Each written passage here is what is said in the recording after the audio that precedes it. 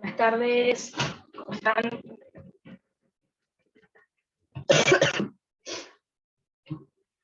Bueno, vamos a continuar entonces, donde nos habíamos quedado hoy a la mañana. Recuerden que nos queda por estudiar el último tema de sangre, y ahí vamos a hacer un pequeño repasito con casitos clínicos. Ya habíamos visto cuáles eran las características de los glóbulos blancos, ¿tá? Los dividimos en polimorfonucleares y monomorfonucleares con sus características y funciones. Entonces, lo que vamos a ver ahora es cómo se sintetizan estos glóbulos blancos. Es decir, el tema que nos queda estudiar es leucopoiesis. Recuerden ustedes que en glóbulos rojos ya vimos la eritropoiesis, en la parte de hemostasia ya estudiamos la trombopoiesis, así que nos queda estudiar el proceso de síntesis, desarrollo y maduración de los leucocitos. Esa sería entonces la leucopoiesis, ¿tá? Recuerden que yo, cuando les enseñé eritropoiesis, ya les había comentado que los linfocitos, al comienzo ya de la leucopoiesis, ya se separan del resto de los glóbulos blancos. Así que a la leucopoiesis la vamos a separar en dos procesos. Por un lado, la mielopoiesis, que se llama así porque se localiza en médula ósea, y a su vez, esta mielopoiesis la vamos a dividir en granulopoiesis, porque va a producir a los neutrófilos, basófilos y eosinófilos, y a la monocitopoiesis, que me va a dar lugar a los monocitos. Y fíjense que los linfocitos ya se separan del resto. Ahí hablaremos de la linfopoiesis. Una parte va a ocurrir en médula ósea y otra parte, por ejemplo, va a ocurrir en el timo. Obviamente, ustedes en bioquímica vieron la ontogenia, en ontogenia T, ontogenia B. Habrán visto que es un tema muy difícil, así que en fisio no se les va a tomar ese tema, ¿tá? En bioquí sí, tenían que saber los genes en la ontogenia. ¿Tá? Acá simplemente lo vamos a charlar por arriba, ¿tá? Recuerden que la linfopoiesis, entonces, es la que me va a producir los linfocitos T, los linfocitos B y los linfocitos natural killer. De todas maneras, recuerden que cualquier elemento forme de la sangre se produce a partir de la célula madre hematopoyética, o también llamada célula hematopoyética troncal pluripotencial o stem cell.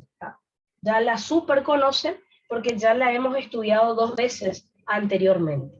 ¿Qué es lo que puede llegar a pasar en el oral?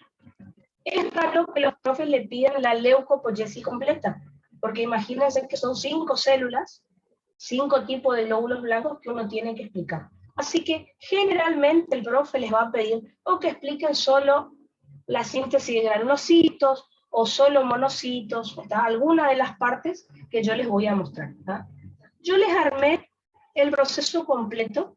Obvio que cuando miran este esquema se quieren matar, ¿tá? Pero bueno, van a ver que no es tan complicado. ¿Por qué? Porque las interleuquinas se repiten prácticamente todas, ¿está? Así que van a ver que para una línea celular yo voy a nombrar una interleuquina y es la que se va a repetir hasta el final del proceso. Entonces, fíjense cómo a partir de la CHTP termino obteniendo los linfocitos. Fíjense que acá abajo de todo aparecen neutrófilos, basófilos, eosinófilos y monocitos, ¿está? Como les dije, es raro que los profes le pidan en un oral que expliquen todo el proceso.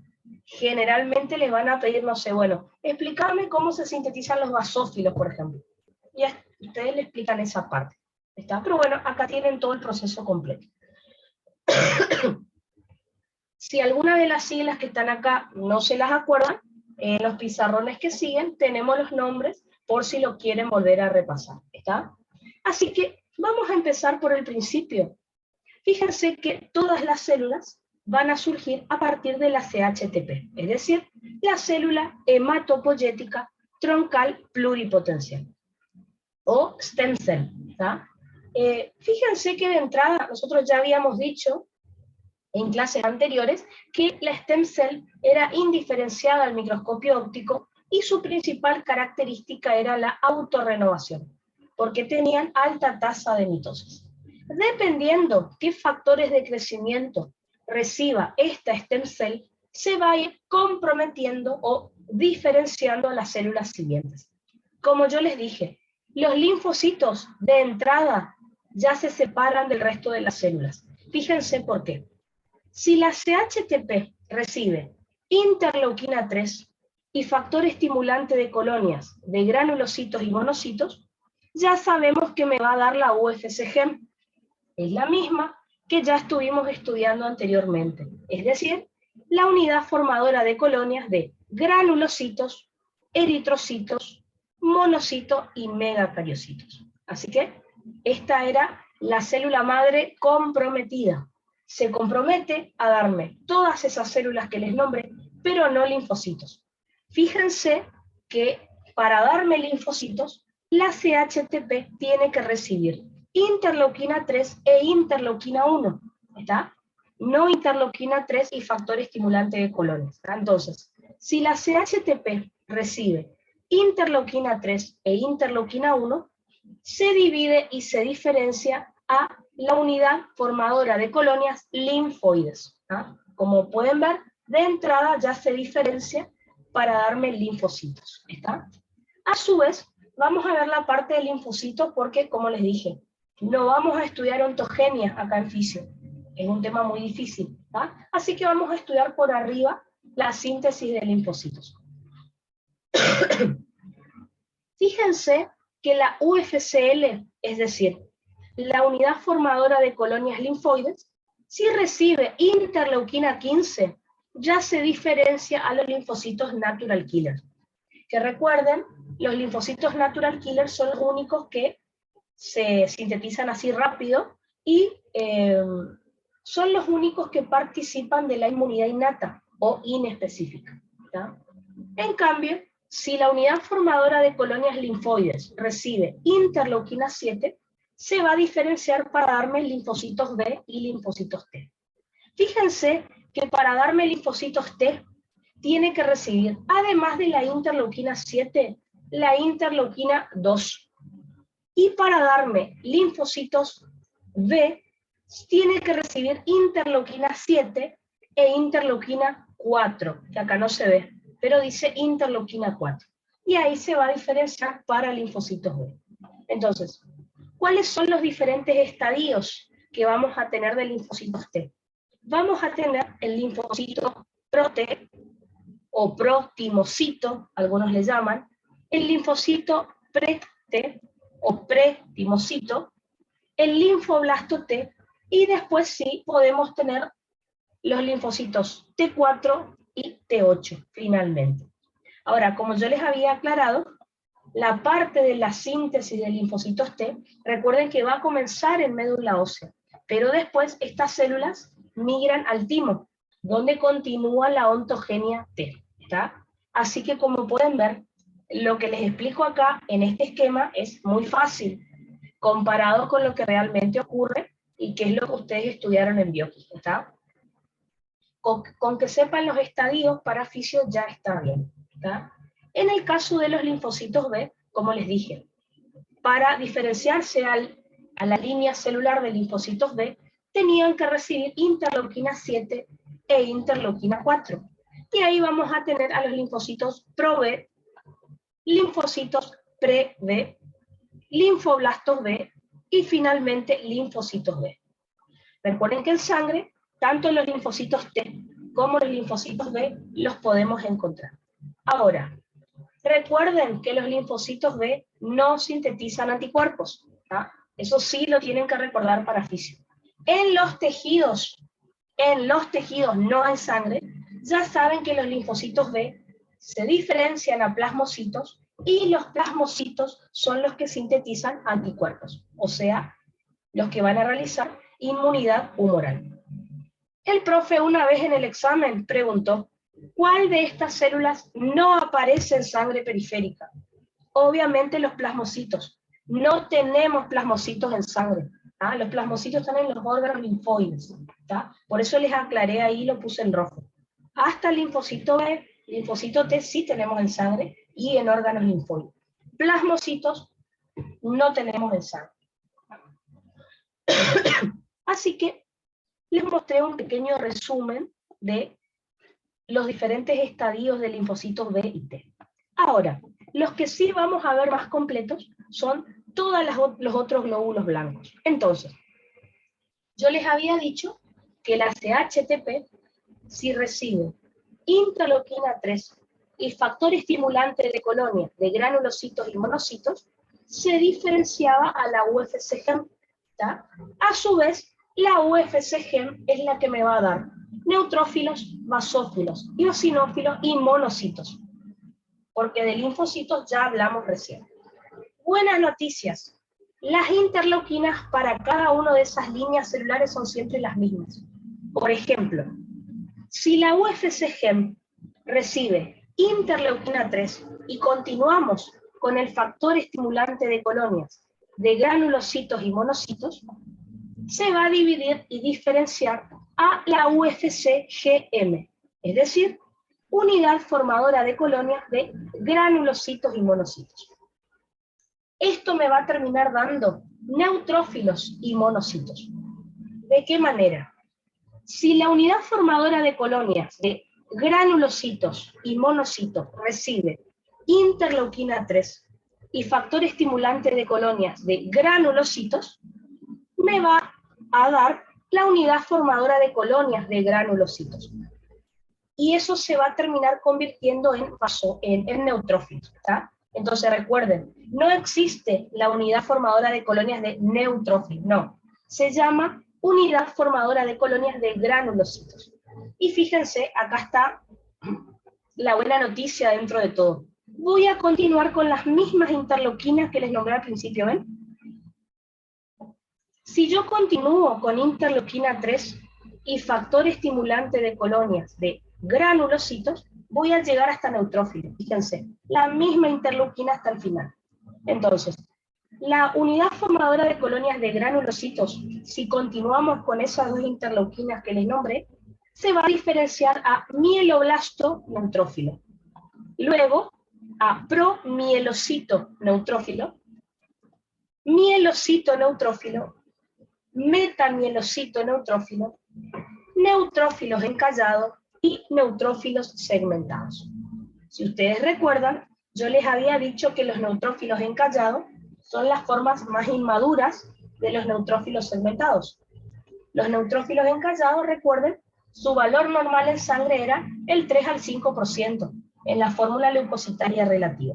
Y los segmentados eran el 55 al 65%. Así que ambos, neutrófilos encallados y segmentados, los vamos a encontrar en sangre, ¿verdad? Y fíjense que hasta el final llegué con la interleuquina 3 y el factor estimulante de colonias de granulocitos, ¿verdad?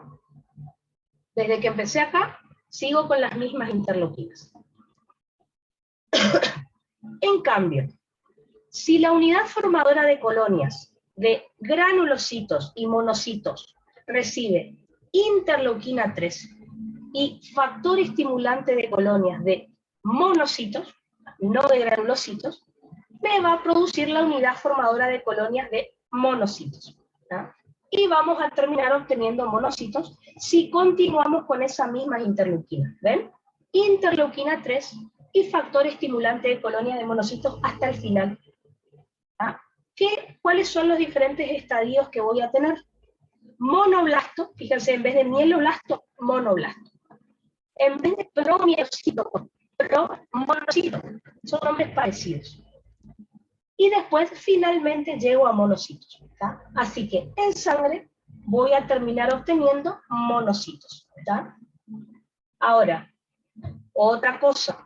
Macrófagos no tenemos en sangre. Yo sé que los monocitos se convierten en macrófagos, pero eso no ocurre en sangre. Para que los monocitos se conviertan en macrófagos, primero tienen que salir del vaso sanguíneo.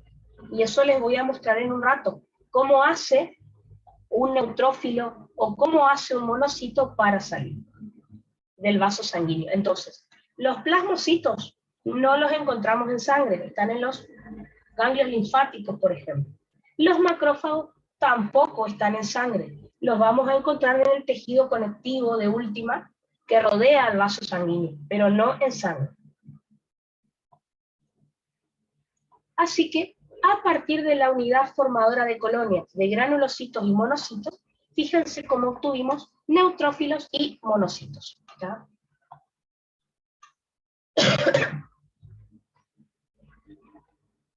En el caso de que la unidad formadora de colonias GEM reciba interleuquina 3 y factor de crecimiento transformante beta, se va a dividir y diferenciar a la unidad formadora de colonias de basófilos. Con ese nombre sí existe. ¿Está? Y con las mismas interleuquinas puedo llegar hasta el final, hasta obtener los basófilos. La buena noticia es que tiene el mismo nombre que cuando estudiamos neutrófilos. Fíjense, mieloblasto, pero basófilo, promielocito, ¿ven? Basófilo, mielocito, metamielocito, basófilos encallados y basófilos segmentados.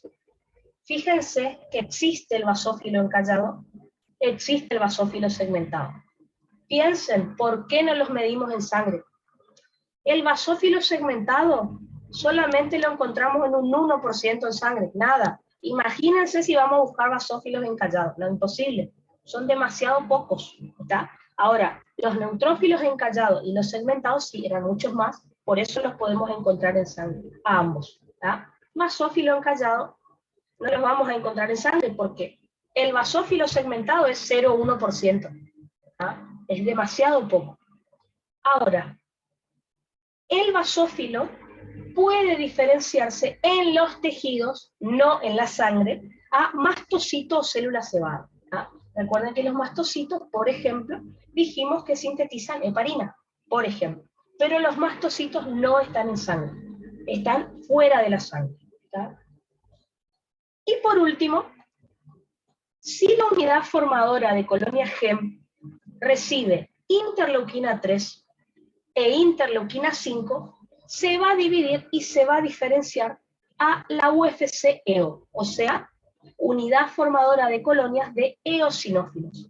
Y con esas mismas dos interleuquinas puedo seguir hasta el final. Fíjense, la unidad formadora de colonias EO, los mismos nombres que vimos en neutrófilos y en basófilos. Se va a diferenciar a mieloblasto, promielocito, mielocito, metamielocito, eosinófilo encallado y eosinófilo segmentado.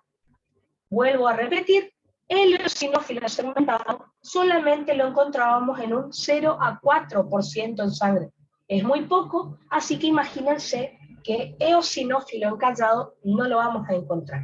¿Está? Existen esas células, pero no aparecen en sangre porque son muy poquitas. ¿Está?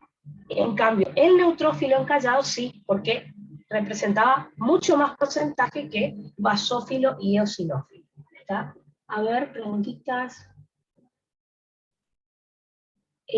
Franco pregunta qué era GF-beta.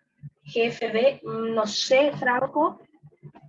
¿TGF-beta será capaz? O si querés marcarme qué palabra es la que no te... Sí, profe, eso. Perdón, no escribí la T. Sí. TGF-beta significa factor de crecimiento transformante beta. Entonces, por las dudas, si alguna de las siglas que están acá no se las acuerdan, yo para no escribir toda la palabra, fíjense que acá yo le puse todos los nombres. De paso repasamos, así no nos olvidamos. Entonces, fíjense, como les dije, vamos a suponer que estén en el oral y el profe les diga, bueno, explícame cómo se sintetizan los basófilos, por ejemplo. Entonces le van a decir, van a empezar. Sigan el caminito que les marqué acá, ¿está? Van a empezar por la CHTP y van a decir, bueno, la CHTP, si recibe interleuquina 3 y factor estimulante de colonias de granulocitos y monocitos, es lo que voy a ir marcando, CHTP, si recibe interleuquina 3 y factor estimulante de colonias de granulocitos y monocitos, se diferencia a la UFC-GEM.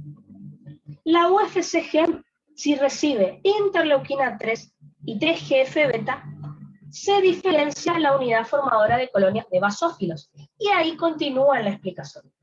Si en cambio el profe le dice, bueno, explícame cómo se sintetizan los monocitos, le explican la CHTP, UFC-GEM, UFC-GM y pasan a UFC-M con las interleuquinas que correspondan. O sea, dependiendo qué es lo que les pida el profe de oral, ustedes le explican esa línea celular nada más, ¿ah? Porque es lo que a veces hacen. Explícame la monocitopoiesis, le dicen. Explícame la granulopoiesis. Y ahí le explican. Solo la parte que el profe les pide, ¿tá? Que eso fue lo que hizo en los orales. No les pidió, a ningún chico le pidió entero el esquema, ¿tá? Depende de lo que él les pida, váyanse por el camino correspondiente y le van explicando, ¿tá? Entonces, A lo que voy, profe, es que se puede abreviar nomás. Sí, O sea, para explicarle al profe. Ah, no, en realidad no le puede decir FSCGM, no, él va a querer que le expliques el nombre entero, ¿está? IL3, no, le dicen interleuquina 3, ¿está? Si lo van a escribir, sí, resumido, pero si lo van a hablar completito, ¿está?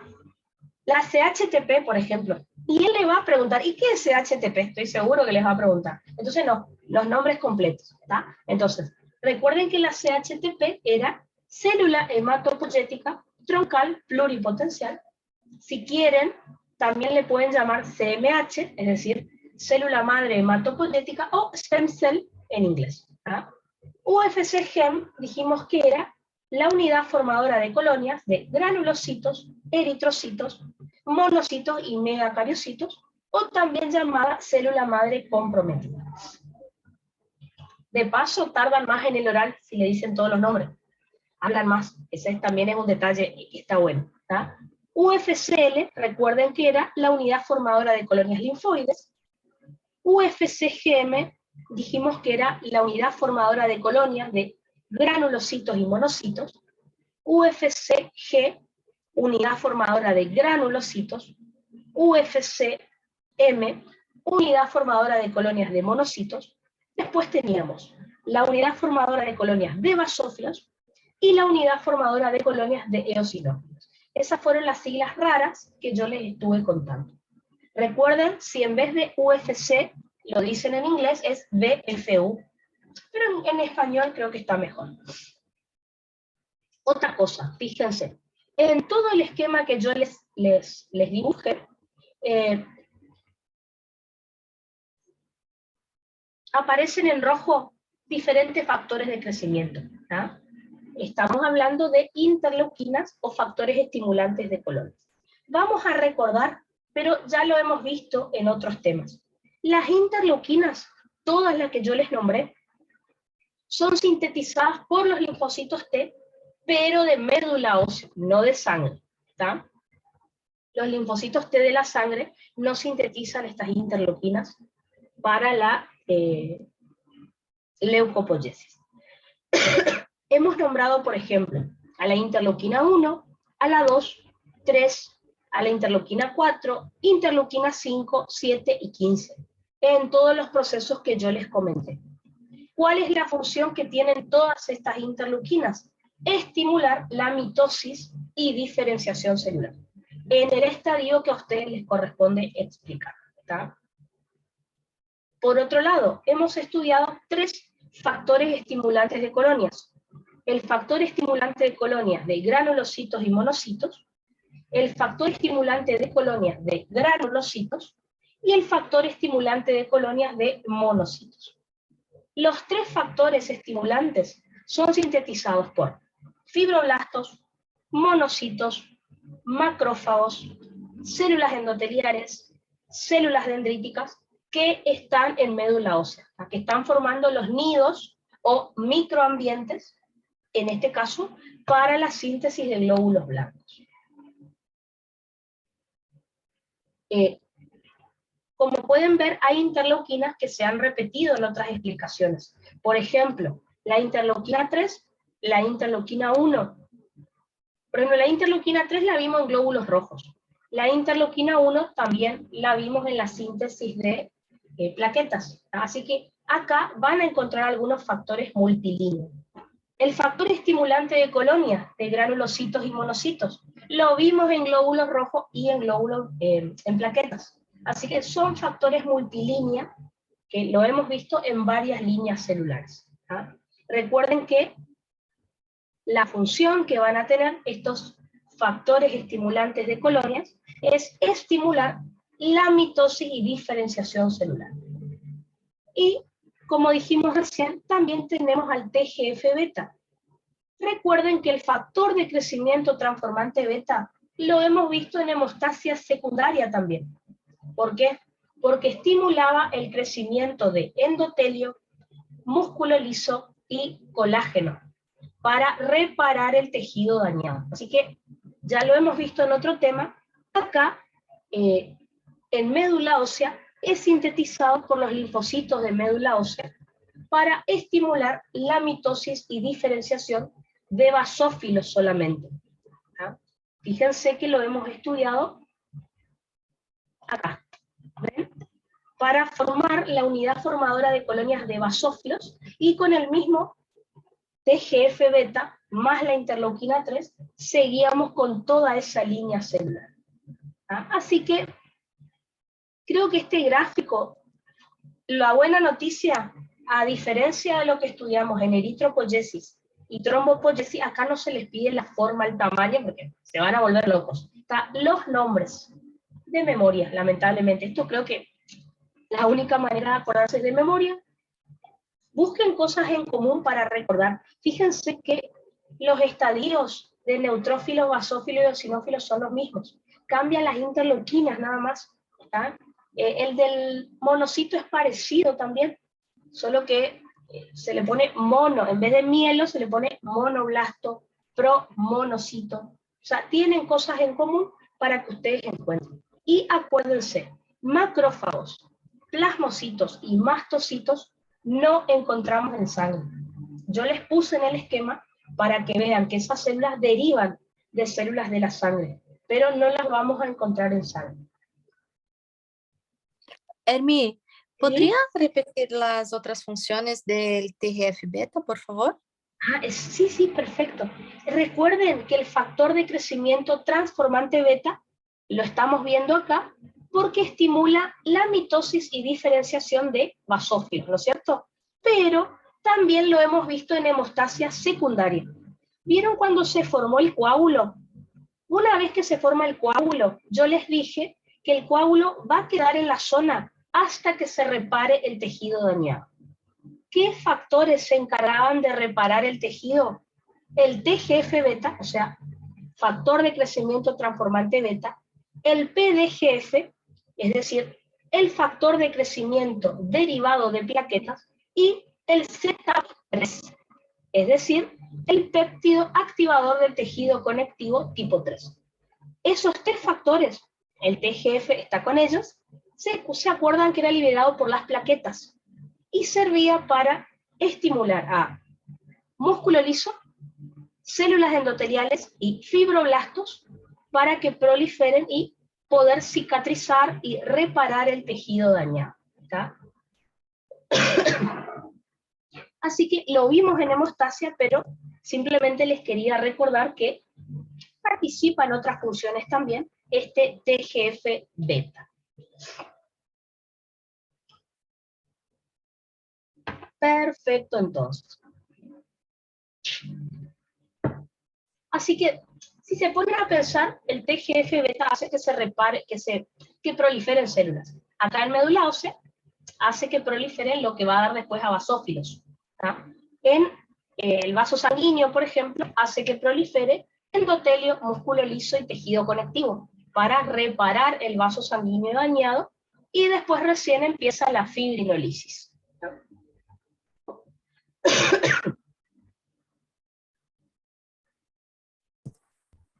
Eso sería entonces en cuanto a la leucopoiesis. Digamos que es la más larga de las que tienen que estudiar, pero no hay que hablar del tamaño, núcleo, ni nada parecido. Los nombres nada más, y con eso ya está bien. Entonces, el último tema que nos toca estudiar a nosotros es la inflamación, el proceso inflamatorio. Seguramente este tema ustedes lo han estudiado en bioquímica, ¿está? ¿Por qué? Porque el proceso inflamatorio forma parte de la inmunidad innata, ¿está? Fíjense que acá yo puse segunda línea de defensa. La inflamación es la segunda línea de defensa. ¿A qué me refiero con esto? Es algo que, si se acuerdan, la doctora Heward también les explicó. Nosotros, si hablamos de inmunidad, recuerden que tenemos la inmunidad innata, que ya nacemos con ella, y la inmunidad adquirida, que recuerden que se tiene que activar, ¿tá? Entonces, dentro de la inmunidad innata, acuérdense que tenemos una primera línea de defensa, que son las barreras físicas y químicas que tiene el organismo, para impedir la entrada del agente extraño, ¿tá? La segunda línea de defensa es la inflamación. Si es que la piel y las mucosas no pudieron detener el ingreso del agente inflamatorio, se produce una inflamación en la zona de entrada del agente inflamatorio, ¿tá? Por eso ahí dice segunda línea de defensa, ¿tá? Primera línea, la piel, ¿tá? Piel, mucosa, el pH ácido del estómago, por ejemplo. Ahora, si el agente inflamatorio logró ingresar, se desencadena esta respuesta inflamatoria, que también forma parte de la inmunidad inespecífica, ¿está? Ustedes ya saben mejor que yo eso por bioquímica. El profe no les va a tomar, pero tienen que saber, no pueden decir segunda línea de defensa, y el profe le dice de qué y no saben de qué, ¿está? Obvio, de la inmunidad innata, ¿tá? A ver. Ah, dice Tatiani que le tocó eso en el final de Bioqui, sí, ¿tá? Igual, vieron que en Bioqui lo de las barreras físicas y químicas es lo más fácil, porque para mí, ontogenia e interleuquinas, me acuerdo que era un tema que no me gustaba, era medio feo.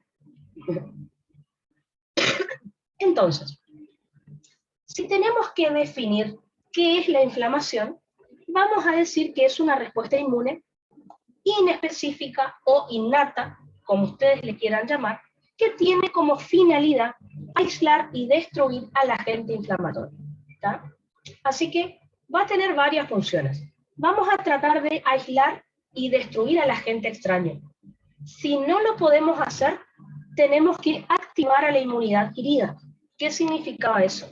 Que alguna de las células que está en el foco de inflamación tiene que funcionar como célula presentadora de antígenos, o sea, desde el foco de la inflamación, ir hasta los órganos linfoides y avisarle a los linfocitos T y a los B de que entró un agente extraño, ¿tá? Eso sería activar a la inmunidad adquirida o específica.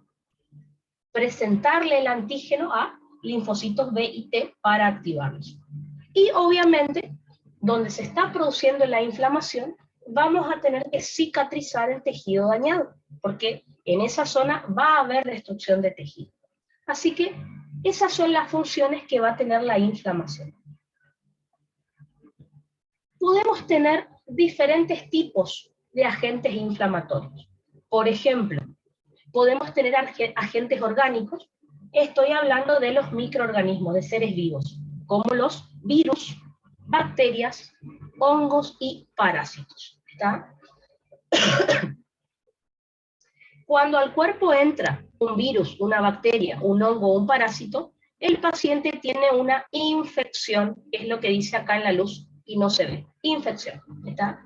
Incluso, sé que la palabra es rara, pero existe también esta palabra, ya les escribo en el chat. Parece que está mal escrita, pero no. Infestación.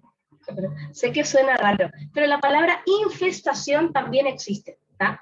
Entonces, infección es cuando al organismo ingresa un virus, bacteria, hongo o parásito.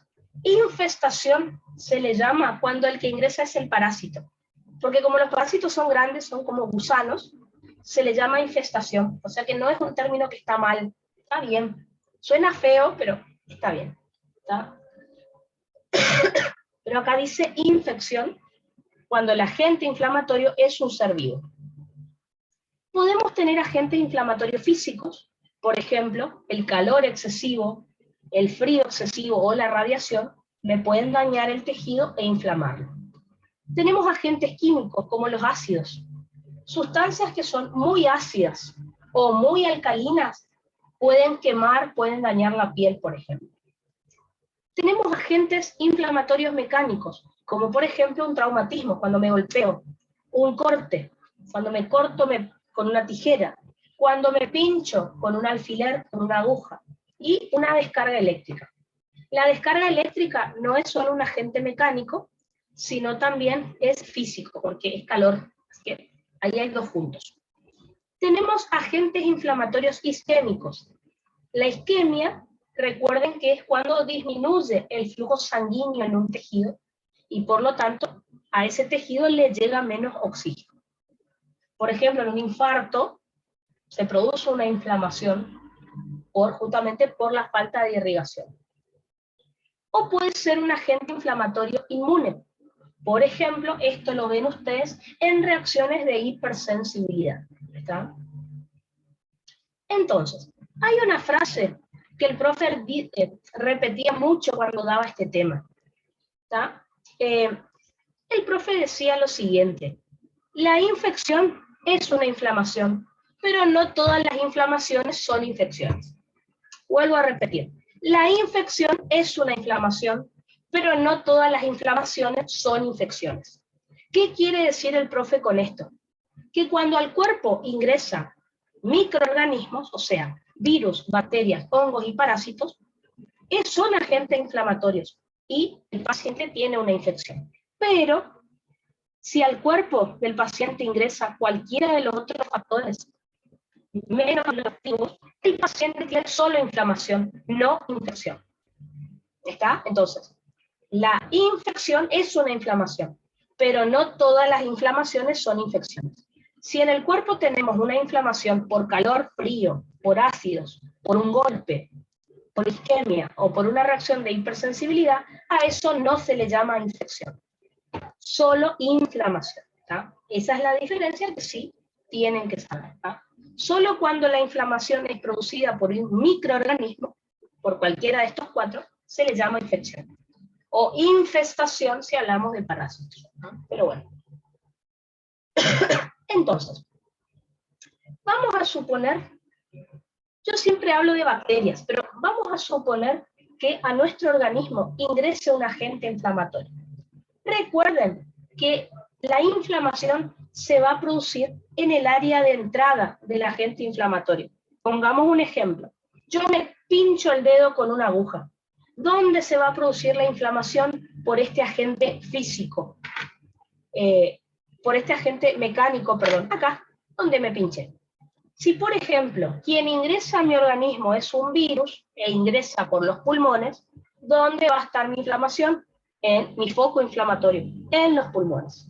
Si yo tengo una bacteria que me produce una infección urinaria, ¿dónde voy a tener la inflamación? En la vejiga. Y así.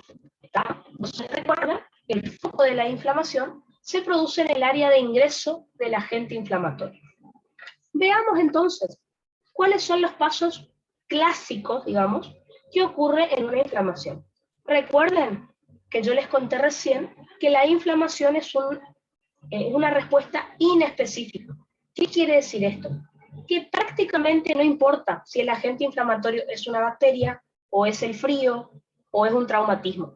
Respuesta inespecífica significa que reacciona siempre de la misma manera. ¿Está? Así que los pasos siempre son los mismos, independientemente del agente inflamatorio. Entonces, veamos cuáles son los pasos de esta inflamación.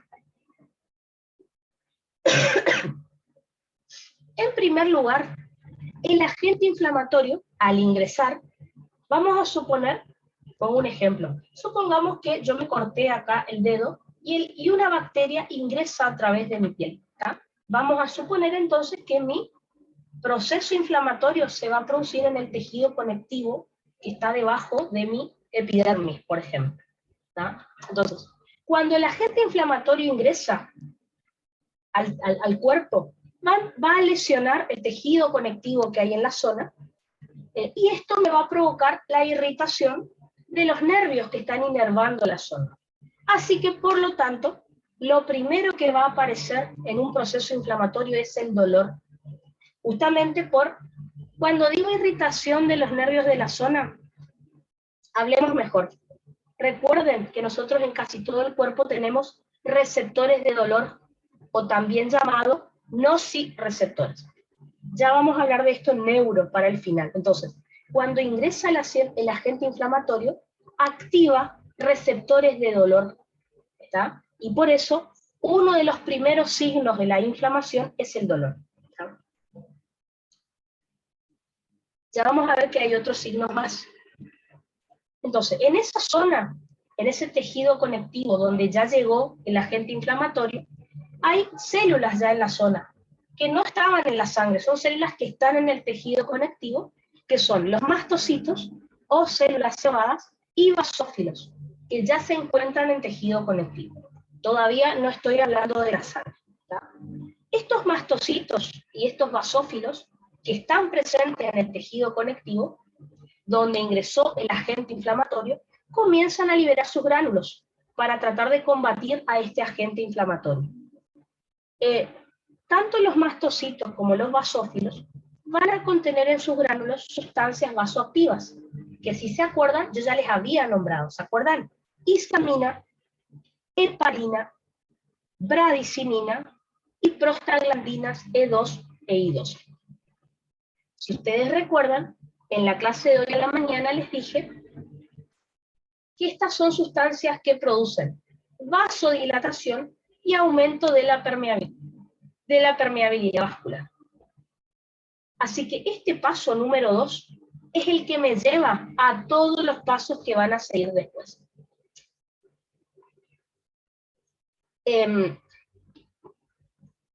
Vamos a suponer que ustedes dicen, no, pero no creo que el profe me tome inflamación, no voy a estudiar. Bueno, en tercera vamos a estudiar cortisol. Bueno, una de las funciones del cortisol es que es antiinflamatorio. El profe va a querer saber cuál de estas partes de la inflamación que yo les estoy contando inhibe el cortisol. Entonces, si no saben los pasos de la inflamación, difícilmente puedan hablar de este tema en tercera. Así que, de última, ¿no quieren estudiar ahora? Lo van a tener que estudiar en algún momento, porque justamente es para explicarle al profe las funciones del cortisol cuando estudiemos corteza suprarrenal. ¿Está? Así que les aconsejo que sí sepan cuáles son los pasos de la inflamación. ¿Está? Entonces, cuando veamos cortisol, fácil se van a acordar del tema. Entonces, podríamos decir que este paso número 2 es el que me lleva a todo lo que sigue. Fíjense por qué. Como les dije, todas estas sustancias producen vasodilatación, lo cual me aumenta el flujo sanguíneo en la zona. Recuerden, la sangre es roja. Bueno, obvio, la sangre es roja y transporta calor. Entonces, imagínense si acá en mi dedo que yo me corté, hay vasodilatación localizada. Aumenta el flujo sanguíneo en la zona, así que, ¿de qué temperatura va a estar el lugar que yo me corté? Va a estar más caliente. ¿De qué color va a estar la zona que yo tengo inflamada? Va a estar roja. ¿Está? Entonces, fíjense, todas las características que uno recuerda que hay en una zona inflamada es por esto que estamos charlando. ¿Está? Entonces, esta vasodilatación que yo les estoy contando hacen que aumente el flujo sanguíneo en la zona, por eso vamos a tener rubor en la zona, es decir, un eritema o un enrojecimiento de la zona inflamada, y también calor, porque recuerden que la sangre es caliente, transporta calor. Así que, el primer signo en aparecer fue el dolor, en segundo lugar, el rubor y el calor. ¿Está? Signos característicos de un proceso inflamatorio.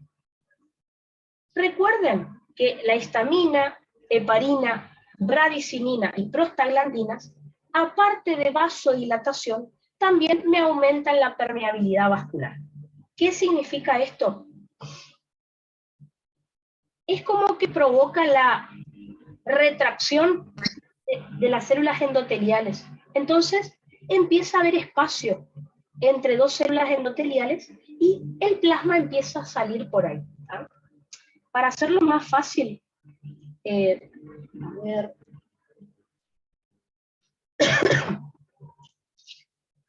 Imagínense ustedes, bueno, una pavada lo que voy a dibujar, pero no importa. Imagínense ustedes que habitualmente el endotelio está así, ¿no es cierto? las células endoteliales del vaso sanguíneo están bien unidas entre sí. Ahora, cuando actúan la heparina, la histamina, la bradicitina y la prostaglandina, es como que se contrae un poquito la célula endotelial.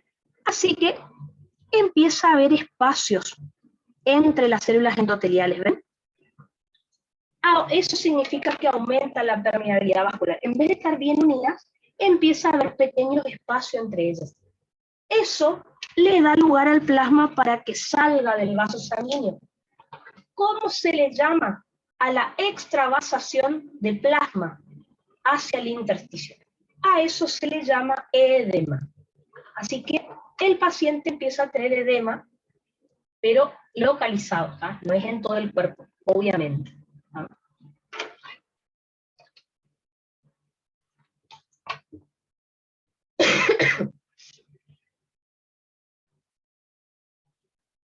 Entonces, fíjense, aparte de la vasodilatación, que me provocó rubor y me provocó calor, empieza a aumentar la permeabilidad vascular. Y esto me lleva a que al haber más espacio entre las células endoteliales, el plasma empiece a salir del vaso sanguíneo. ¿tá? No es hemorragia, porque no sale la sangre completa, sale solo el plasma. Entonces, a la extravasación, o sea, a la salida anormal de plasma del vaso sanguíneo, le llamamos edema. ¿tá? El edema es localizado. ¿tá? Junto con el plasma salen proteínas del complemento, no lo vamos a estudiar ahora, pero ustedes ya saben que el complemento son un conjunto de proteínas que se van activando también en cascada. Recuerden que ¿se acuerdan que tenían la vía alterna, la vía de las lecitinas, ¿está? Que me terminaba produciendo lisis celular, por ejemplo. Y también, fíjense, van a salir factores de coagulación hacia el intersticio, hacia el foco de la inflamación. Entonces, piensen, hasta ahora, ¿cómo estaba mi zona de la inflamación? Con dolor, ¿no es cierto? Porque se activan receptores de dolor en la zona. Después, por la vasodilatación, ¿cómo estaba mi zona que está inflamada? Roja, caliente. Hasta ahora tengo dolor, rubor y calor. Y ahora encima empieza a salir plasma hacia el intersticio. ¿Cómo va a estar mi zona? Hinchada. A eso se le llama tumor o tumefacción. Y con eso completamos los 4 signos de la inflamación, a lo cual también se le llama tétrada de Celso. Pregunta de examen del profe de toda la vida. ¿tá? ¿Cuáles son los signos cardinales de la inflamación? O cómo está conformada la tétrada de Celso. ¿tá? Así que acuérdense, el edema que estamos teniendo hace que se hinche la zona, a lo cual se le llama, antes se le llamaba tumor. Lo que pasa es que la palabra tumor me hace pensar en cáncer, pero bueno, tumor significa hinchado. ¿tá? Hoy en día se le suele llamar más tumefacción, porque la zona está hinchada. ¿tá? Y después, recién yo les dije que al salir plasma hacia el intersticio, salen factores de coagulación. Imagínense el factor 12 de la coagulación. Al tocar cualquier superficie que no sea endotelio, se activa. Así que se va a activar la cascada de coagulación y esa zona donde está el edema se va a coagular, justamente para aislar, para encapsular al agente inflamatorio. ¿tá? Y tratar de destruirlo ahí donde está, que no se siga propagando este agente inflamatorio por todo el cuerpo. Antes de seguir, ya vamos a ver en cardio, pero pregunta de examen, ¿qué tipo de edema es el edema inflamatorio? El edema inflamatorio es un edema con signo de Godet negativo, o edema sin fobia. ¿Está? Recuerden que eso nosotros estudiamos en cardio. Acuérdense qué era la maniobra para ver si hay signo de Godet positivo o negativo. Recuerden que lo que tengo que hacer es, con el dedo pulgar, presionar sobre la zona, que yo supongo que hay edema, durante 1 minuto. Y si yo saco y en la zona queda esa depresión, que es la fobia, el edema es con fobia. que es esa depresión que queda al hundir el dedo luego de 1 minuto. ¿Está? Edema con fobia o con signo de Godet positivo. ¿Está? Si yo hago esa maniobra y no queda el signo de Godet, no queda la fobia, digo que el paciente tiene edema sin fobia o con signo de Godet negativo. Los edemas inflamatorios son edemas sin fobia, ¿ya? Para diferenciarlo, por ejemplo, de un edema de insuficiencia cardíaca. ¿Ya? Así que le pueden agregar eso al profe porque de paso lo relacionan con cardio. Listo. Ya vamos a estudiar edema en cardio, así que ahí volveré a recordar lo de inflamación. Así que con esto hasta acá vimos cuáles son los signos cardinales de la inflamación, o también llamada tétrada de Celso, y que Celso fue quien vio que todas las inflamaciones tenían estos 4 signos, que son el dolor, el rubor, el calor y el tumor o tumefacción. Si además esa persona no puede utilizar ese miembro o esa parte del cuerpo que está con la inflamación, la pérdida de la función se le denomina 5º signo de Virchow. ¿Ah? Pero en realidad algunos no lo consideran, porque imagínense, lógicamente si yo me corté el dedo, muy difícilmente yo pueda agarrar cosas, porque me va a doler. Entonces, el 5º signo de Virchow, en realidad, que es la pérdida de la función, en realidad es por el dolor. Si yo tengo inflamada la mano, muy difícilmente puedo hacer esto, escribir, porque me reduele. Así que bueno, tétrada de Celso, dolor, tumor, rubor, calor, y la pérdida de la función es el 5º signo de Virchow. Siempre el profe pregunta eso, así que lo importante es explicarle por qué de cada signo y el orden en el que fueron apareciendo. ¿Está?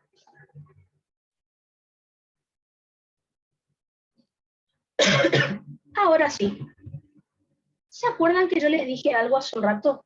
Yo les dije que cuando hubo la salida de plasma hacia el intersticio, solo salió plasma. Plasma con proteínas del complemento, con factores de coagulación. Pero no habían salido todavía células hacia el foco inflamatorio. Recién a partir de ahora van a empezar a salir leucocitos de la sangre, van a empezar a salir del vaso sanguíneo, van a ir al foco inflamatorio para tratar de combatir a este agente inflamatorio, a este agente extraño.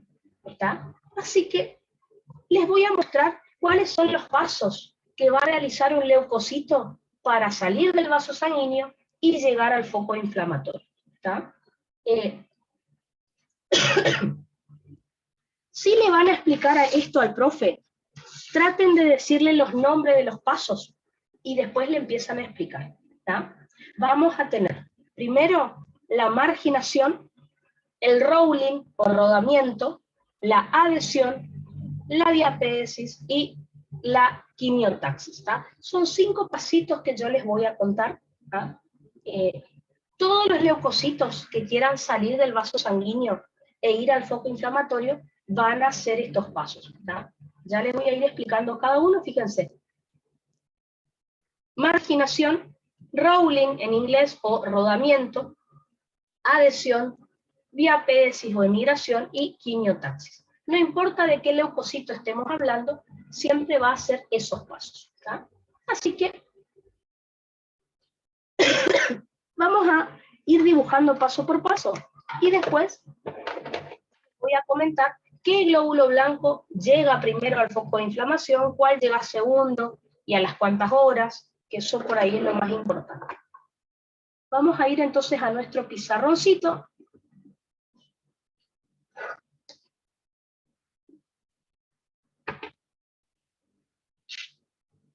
Entonces, vamos a suponer, vamos a imaginarnos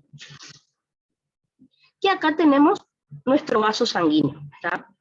Endotelio del vaso sanguíneo, ¿no es cierto? Acá tengo la luz del vaso. De este otro lado está el otro lado de la pared del vaso sanguíneo, o sea, endotelio otra vez. Así que acá estaríamos adentro del vaso sanguíneo. Vamos a suponer que acá ya estamos afuera del vaso. Supongamos que acá está el foco inflamatorio. Yo necesito que el glóbulo blanco llegue acá, pero mi glóbulo blanco, por ejemplo, no sé, el neutrófilo, está acá en sangre, está en la luz del vaso. Bueno, yo necesito que llegue acá, a mi foco inflamatorio. Entonces, ¿qué es lo que va a ocurrir? Bueno, ustedes recuerden que acá en el tejido conectivo, que está por fuera del vaso sanguíneo, ya dijimos que había mastocitos, dijimos que había basófilos, que estuvieron provocando liberaron sustancias vasoactivas y llevaron a los signos cardinales de la inflamación. Bueno, acá en el foco inflamatorio también hay macrófagos. Recuerden que a los macrófagos del tejido conectivo se los llama histiocitos.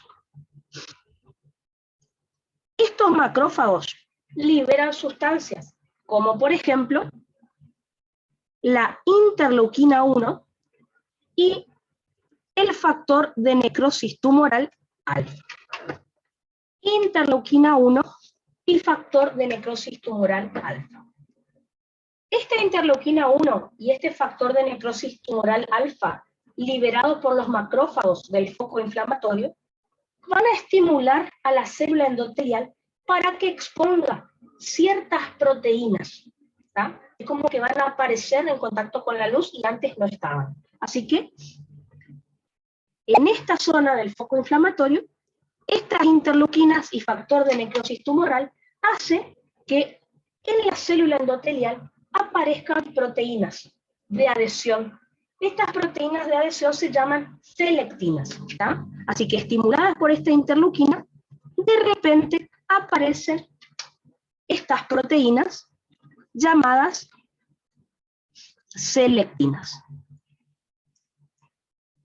Tenemos la P-selectina, la E-selectina, ahora lo vamos a ir repasando. Entonces, fíjense, el glóbulo blanco que andaba circulando por acá, de repente ve que están expuestas a esta altura del vaso sanguíneo selectinas. Entonces, el primer paso que va a realizar este glóbulo blanco es la marginación. Es decir, venía casi bien por el centro del vaso sanguíneo. ¿En qué va a consistir entonces la marginación? Atraído por estas selectinas, el glóbulo blanco se va a acercar para entrar en contacto con la pared del vaso sanguíneo. ¿Ah? Este va a ser nuestro primer pasito, que es la marginación. Es decir, el glóbulo blanco, no importa cuál, yo les puse neutrófilo de onda, se acerca al lugar donde está la selectina. ¿Qué es lo que hizo la selectina? Simplemente me marca la zona donde está el foco inflamatorio. Ahora, una vez que el glóbulo blanco se acercó a la pared del vaso sanguíneo, lo que va a hacer a continuación es lo dibujo acá, ¿tá? Ya está pegadito a la pared del vaso. Este glóbulo blanco que ahora ya se marginó, ya se acercó a la pared del vaso, va a empezar a rodar, va a empezar a girar contra la pared del vaso, porque está buscando un lugar por el cual salir del vaso y ir al foco inflamatorio. ¿Cómo le vamos a llamar a este proceso? Como ven ahí, se llama rolling en inglés o rodamiento en español. ¿Tá? Vamos a ponerlo como punto B, así no nos olvidamos. ¿Está? Entonces, el glóbulo blanco empieza a girar contra la pared del vaso porque está tratando de encontrar ciertas proteínas para poder adherirse a la pared del vaso y luego salir del vaso sanguíneo. Vamos a repasar lo que les dije hasta ahí y después continuamos con nuestro dibujito.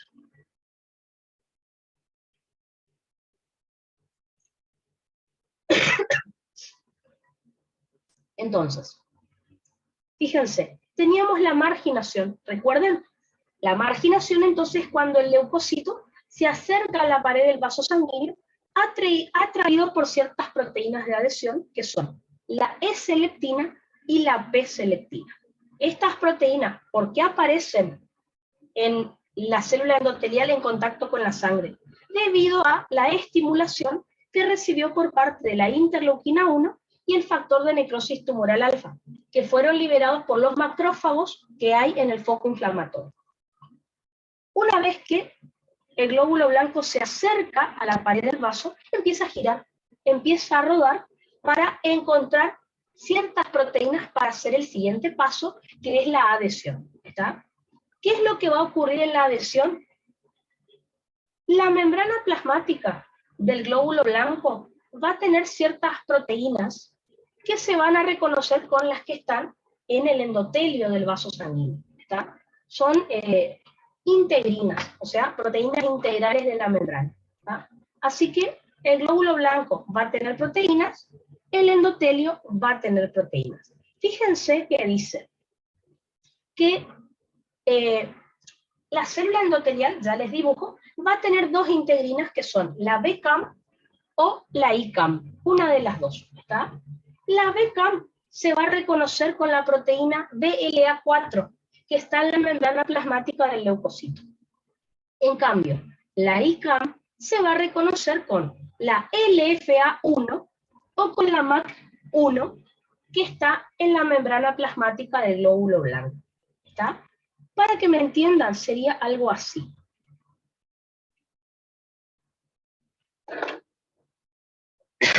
El glóbulo blanco estuvo rodando, haciendo rolling, hasta que se encuentra con esta BCAM o ICAM que yo les comento. Vamos a suponer que está acá.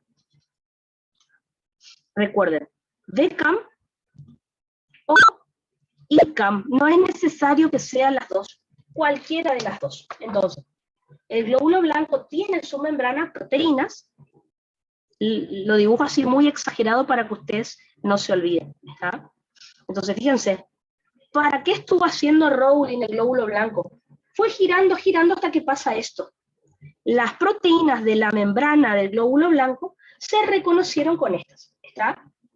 Si esta proteína es la BLA4, se va a reconocer con una de estas que es la BCAM. Si esta proteína es la LFA1, se va a reconocer con una ICAM. Si esta proteína es la MAC1, se va a reconocer con la ICAM. Solo se reconocen dos proteínas, no importa cuál de las combinaciones que yo les conté. No tienen que ser las tres, esta con dos estas, no. Se puede reconocer una BLA4 con una BCAM, o se puede reconocer una LFA1 con una ICAM, o una MAC1 con una ICAM. Esas son las siglas, ¿está? Que incluso en el apunte del profe que hay de este tema, ustedes no tienen el apunte porque ya no existe más ese apunte, ¿está? Cualquiera de las tres que se encuentren, listo. Eso ya sería el tercer paso que les estoy contando, que es la adhesión. Proteínas de la membrana del glóbulo blanco que se van a reconocer con integrinas ubicadas en la célula endotelial. ¿Qué diferencias hay entre esto, que es la marginación, y esto, que es la adhesión? Las selectinas que yo les comenté acá al principio solamente le avisan al glóbulo blanco que se acerque a la membrana. Y luego el glóbulo blanco hace rolling para realizar posteriormente la adhesión. ¿Está? En la zona donde se produce la adhesión, es decir, este reconocimiento entre proteínas, por ahí el glóbulo blanco va a salir del vaso sanguíneo. Yo lo voy a dibujar acá al lado porque no hay lugar, pero ni bien hay reconocimiento, en ese lugar el glóbulo blanco sale del vaso sanguíneo. ¿Cómo se llama ese proceso? Diapédesis. ¿Está? No sé si alguna vez vieron, yo vi una vez, lamentablemente, ¿alguna vez vieron cómo hacen las ratas para pasar por abajo de la puerta? Las ratas a veces son bien gorditas y la puerta es así de finita, la parte de abajo de la puerta. Bueno, había sido que las ratas se pueden deformar sus huesos y su cuerpo para pasar por espacios muy pequeños. Entonces, horrible el ejemplo que estoy dando, pero es así. El glóbulo blanco se va a deformar para pasar en el espacio que hay entre dos células endoteliales. ¿Ah? Así que, como las ratas cuando pasan por abajo de la puerta o por lugares muy acotados, digamos. ¿Ah? Entonces, en esta zona donde ocurrió la adhesión, va a pasar algo así, fíjense. Por el espacio que hay entre dos células endoteliales, fíjense cómo se deforma el glóbulo blanco, ¿ven? ¿Ah? Se deforma para pasar por el espacio que hay entre dos células endoteliales, hasta que finalmente termina saliendo, ¿no es cierto? Ahí recupera la forma, sin problemas. ¿Ven? ¿Cómo se llama entonces este paso? Recuerden que se llama, vamos a ponerlo como puntito D, se llama diapéresis o emigración. ¿Ven? El glóbulo blanco se deforma para salir por ese pequeño espacio que hay entre las dos células endoteliales. Y listo, como pueden ver, ya está afuera del vaso sanguíneo. Falta el último paso, que es la quimiotaxis. Por bioquímica, ustedes saben qué es la quimiotaxis. Recuerden que la quimiotaxis es cuando el glóbulo blanco es atraído hacia el foco de la inflamación por sustancias químicas. A esas sustancias químicas las podemos llamar quimiotaxinas. Si ustedes recuerdan, algunas proteínas del complemento son quimiotácticas, otras son anafilotoxinas. ¿Está? Entonces, atraídas por sustancias químicas, ¿está? El glóbulo blanco hace su último paso para llegar al foco de la inflamación, ¿está? Y a eso recuerden que le vamos a llamar quimiotaxis. Vamos a tener proteínas del complemento que pueden funcionar como quimiotácticas y que van a atraer a este glóbulo blanco al foco de la inflamación, ¿está? Y con eso ustedes explicaron cómo hace el glóbulo blanco para salir de la sangre e ir al foco inflamatorio. ¿Tá?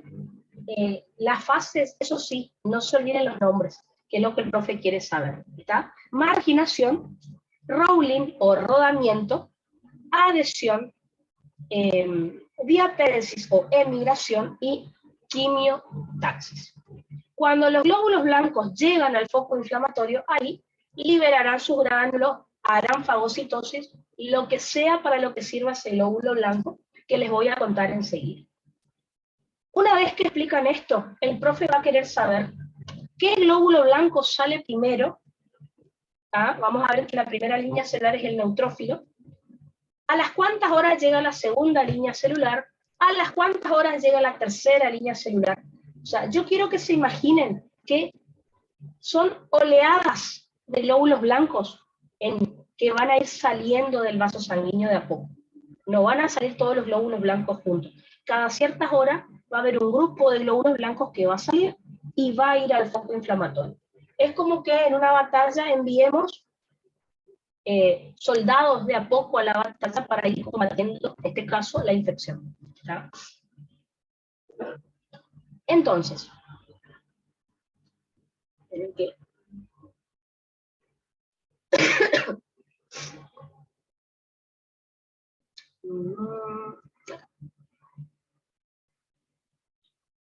entonces dijimos que la diapéresis o emigración es cuando el leucocito se deforma para atravesar ese espacio que hay entre dos células endoteliales y ahí sale del vaso sanguíneo. Y después tenemos la quimiotaxis, que es cuando el leucocito es atraído hacia el foco inflamatorio por sustancias químicas.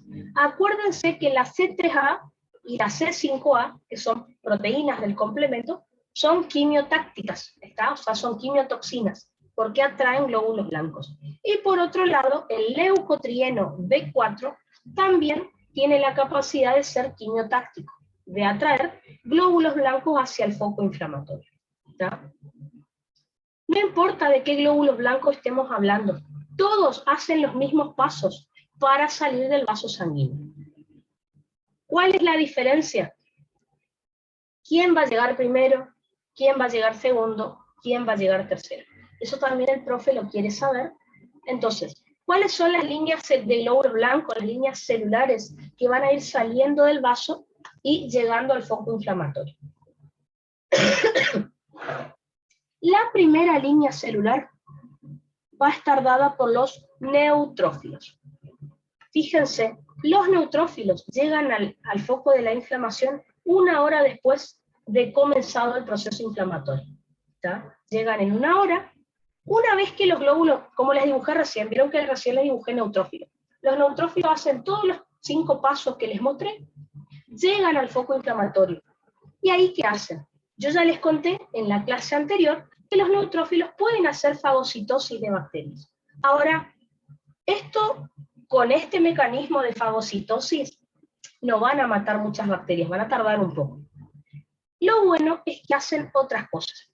Recuerden que los neutrófilos van a liberar sus gránulos. Y yo les había contado que los gránulos de los neutrófilos, los gránulos A, por ejemplo, tienen mieloperoxidasa, catepsina G, lisosima y elastasa. Todas estas enzimas, yo les dije que tenían función bactericida. ¿Por qué? Porque tenían la capacidad de producir lisis de bacterias. De todas estas que están acá, la más potente es la mieloperoxidasa. Recuerden que la mieloperoxidasa, dijimos que tenía la capacidad de generar radicales libres. Y los radicales libres son tantos que van a empezar a destruir todo lo que se encuentre en su camino. Recuerden que los radicales libres, al tener el electrón desapareado, lo van a encontrar en las membranas y la van a empezar a destruir. A este mecanismo producido por los radicales libres, se le llama explosión respiratoria, justamente porque son radicales libres del oxígeno. La catepsina G, la lisosima y la elastasa también pueden provocar lisis celular, pero en menor medida. Para que ustedes entiendan la potencia de lo que les estoy diciendo, imagínense que hacer fagocitosis de bacterias es como agarrar un arma y empezar a matar una por una las bacterias.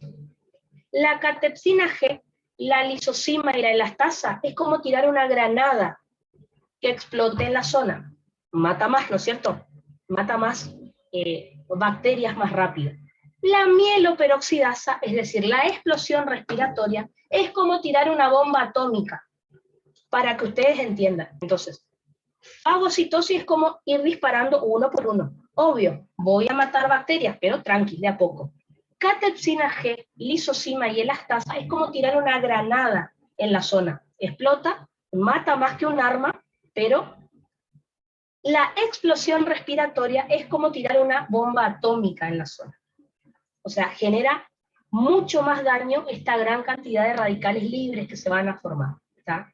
O sea que de todos los mecanismos que tiene el neutrófilo, la mieloperoxidasa es el mecanismo más potente. Obviamente todo esto va a llevar a muerte celular. ¿Cuál es el problema?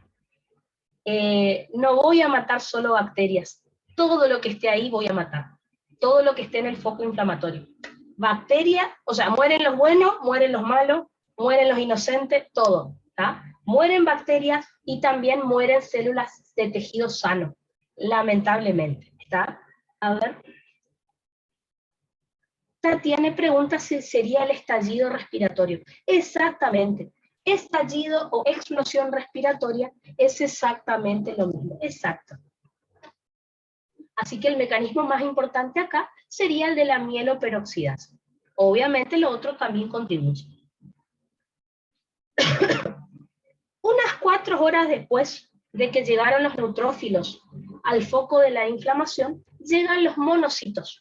Los monocitos son la segunda línea celular en llegar al foco inflamatorio. Van a hacer los mismos pasos que les mostré recién, ¿está? A ver, esto mismo que yo les dibujé acá, o en el pizarrón, ¿ven? Esto mismo lo van a hacer los monocitos, ¿está? Solo que 4 horas después de los neutrófilos, ¿está? Los monocitos, entonces, los neutrófilos son la primera línea celular, llegan en 1 hora. Los monocitos llegan en 4 horas, a las 4 horas de comenzada la inflamación. Una vez que llegan al foco inflamatorio, se convierten en macrófagos. Y ustedes saben que los macrófagos realizan fagocitosis de bacterias, al igual que los neutrófilos. Y también pueden liberar interleuquinas, como por ejemplo, la interleuquina 1 y el factor de necrosis tumoral alfa. Recuerden que yo les conté que inducían la aparición de selectinas el endotelio del vaso sanguíneo, para atraer a más leucocitos. Profe, Atrae más leucocitos todavía. profe, le ¿Sí? pregunto, ¿los macrófagos no era que estaban antes que salgan los leucocitos? O sea, ¿ya estaban en el foco inflamatorio? Hay macrófagos que ya están en el tejido conectivo. Recordad que estos son los histiocitos, que son los macrófagos del tejido conectivo. Pero los monocitos de la sangre salen del vaso sanguíneo y también se pueden convertir en macrófagos. Así que las dos cosas están bien. Ya había histiocitos, ya había macrófagos en el tejido conectivo, y luego, 4 horas después, estos monocitos salen del vaso sanguíneo, se convierten en macrófagos también para fagocitar a todos los agentes extraños. Así que está bien, las dos cosas, ¿no? ¿Está? Gracias, profe. De nada, de nada. Acuérdense también que estos macrófagos pueden liberar otras interleuquinas, como la interleuquina 1, la interleuquina 6, la interleuquina 10 y otra vez el factor de necrosis tumoral alfa. Estas interleuquinas tienen función endocrina, o sea, pueden viajar por sangre hasta el hipotálamo y producir fiebre, o sea, el aumento de la temperatura corporal. ¿Está? Así que, por eso, a esas interleuquinas que les nombré, interleuquina 1, 6, 10 y factor de necrosis tumoral alfa, recuerden que les llamamos pirógenos, ¿se acuerdan? Pirógenos endógenos, ¿está? ¿Por qué? Porque tienen la capacidad de aumentar la temperatura corporal, estimulando al hipotálamo. Para el bolillero del oral, en uno de los temas que entra hormonas tiroides, el profe les pide que ustedes expliquen la regulación de la temperatura corporal. Así que para el final les voy a mostrar cómo hace el hipotálamo. Algo, ¿se acuerdan que ya vimos en primera que vimos ejemplo de regulación de la temperatura como ejemplo de feedback negativo? Pero para el final, junto con hormonas tiroides, aparece este tema y podemos hablar de la fiebre, por ejemplo, por qué aparece. ¿Ah? Así que estas interleuquinas que se liberan en el foco inflamatorio van por sangre a hipotálamo y hacen que aumente la temperatura corporal. Y después tenemos una tercera línea celular. La tercera línea celular vuelve a ser neutrófilos. Piensen en esto. Imagínense que neutrófilos no tenemos la misma cantidad que glóbulos rojos. Glóbulos rojos en la sangre tenemos millones. Glóbulos blancos tenemos hasta 10.000 nomás. Entonces imagínense que de tanto salir glóbulos blancos de la sangre, en algún momento van a empezar a bajar los glóbulos blancos. Entonces, días después, la médula ósea vuelve a liberar más glóbulos blancos a sangre, y por eso esos neutrófilos, liberados por la médula ósea, vuelven a salir de la sangre y van nuevamente al foco inflamatorio. Así que, porque siempre me preguntan si no me habré equivocado, porque volví a poner neutrófilo otra vez como tercera línea. Sí, son neutrófilos liberados por la médula ósea, que obviamente tardó unos días en sintetizar más glóbulos blancos, ¿está? Y ellos vuelven a salir de la sangre y participan entonces de esta inflamación.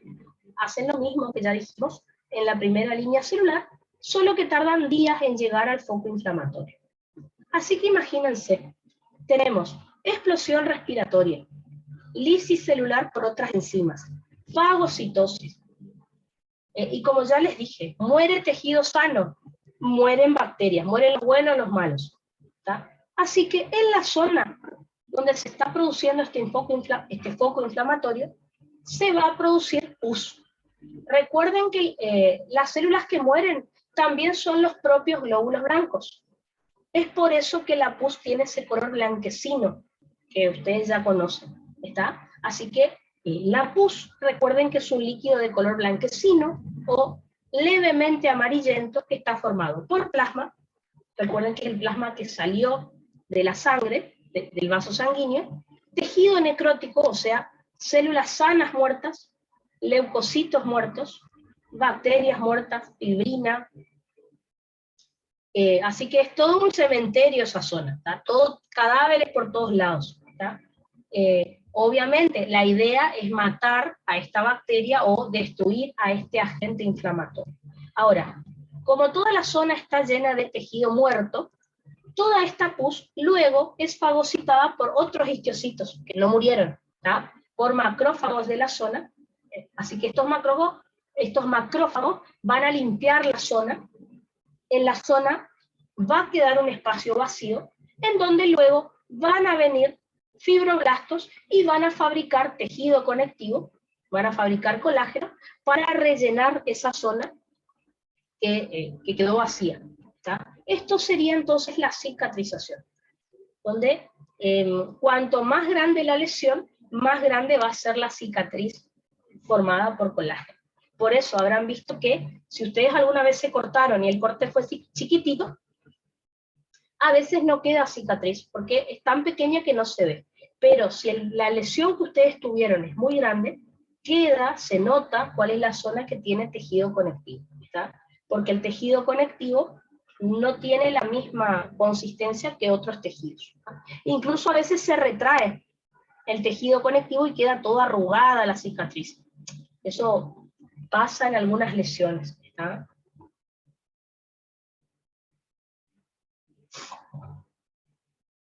Y con eso entonces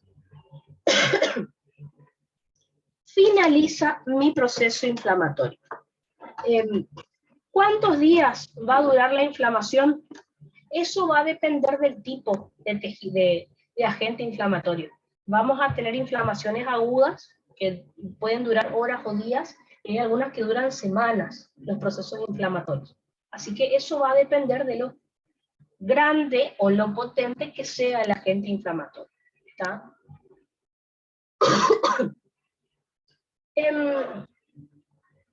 Si el profe les llega a preguntar en Choice, generalmente vi que preguntó esto, estos pasitos, ¿ah? Los pasitos del orden. ¿Vieron como les dije glóbulos rojos que había que ordenar las células de la eritropoyesis? ¿Cuál iba primero? Preguntaba esto: marginación, Rowling, adhesión, diapéresis y quimiotaxis, en orden. Preguntaba cuál era el orden correcto. O sea, era medio fácil la pregunta, ¿ah? Pero la verdad que glóbulos blancos no pregunta tanto, porque obviamente en segunda era hay otros temas más importantes. Pero está como tema del oral, así que les puede tocar. Entonces, para terminar este tema de glóbulos blancos, vamos a hacer algunas consideraciones clínicas. Es decir, si ustedes reciben un caso clínico con diferentes valores de leucocitos, tienen que fijarse cuáles son los valores.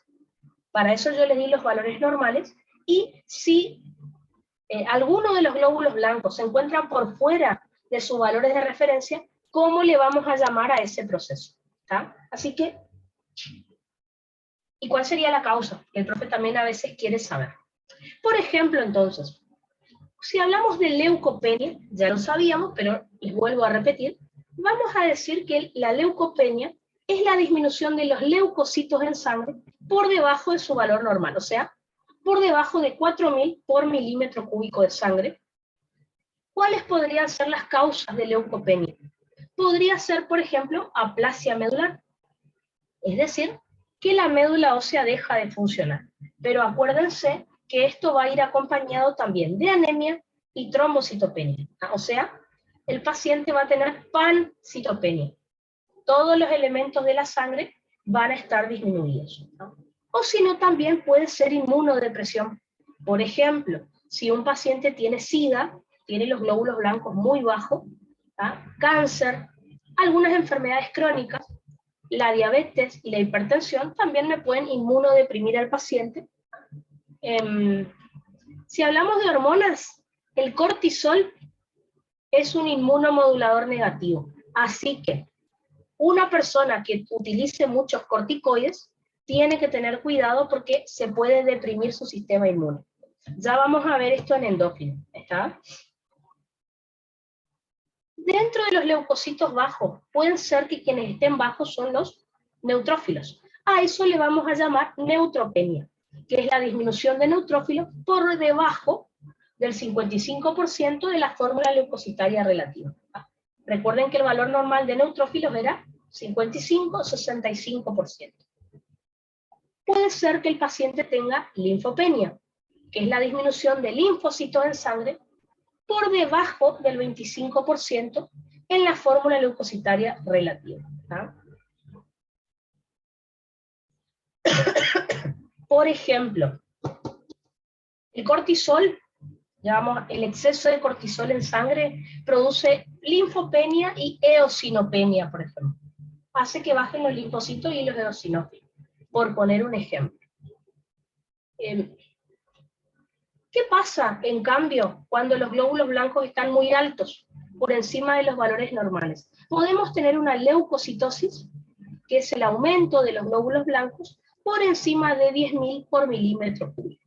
Esto, por ejemplo, lo podemos observar en una infección aguda o en una reacción de hipersensibilidad, entre otras cosas. ¿Tá? Si la leucocitosis es con neutrofilia, es decir, si de los glóbulos blancos el que más está aumentado son los neutrófilos, a esto se le llama desviación a la izquierda. ¿Tá? La neutrofilia o desviación a la izquierda es el aumento de los neutrófilos en sangre por encima del 65% en la fórmula leucocitaria relativa. Recuerden que los neutrófilos dijimos que principalmente hacen fagocitosis de bacterias, así que puede ser que el paciente tenga una infección bacteriana o por hongos y generalmente aguda. ¿Está?